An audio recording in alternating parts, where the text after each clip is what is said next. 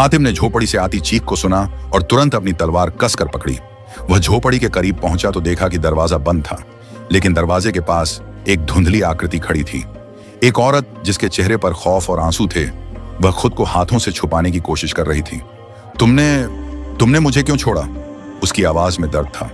तुम भी धोखा खाओगे। जिस पर विश्वास करते हो वही तुम्हारा पतन करेगा। यह सुनकर हातिम का मन चकरा गया।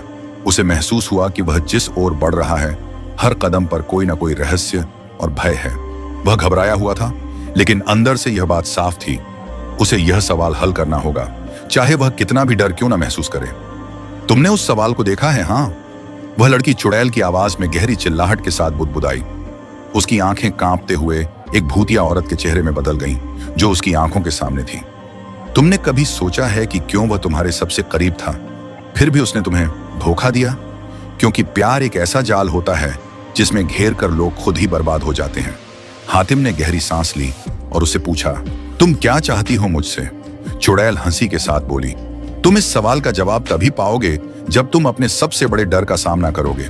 लेकिन याद रखो, कभी भी भरोसा मत करना, क्योंकि वो प्यार और विश्वास तुम्हें सबसे ज्यादा चोट पहुंचा सकता है। हातिम ने सिर झुकाकर गहरी सोच में डूबते हुए उसकी बातों को समझने की कोशिश की।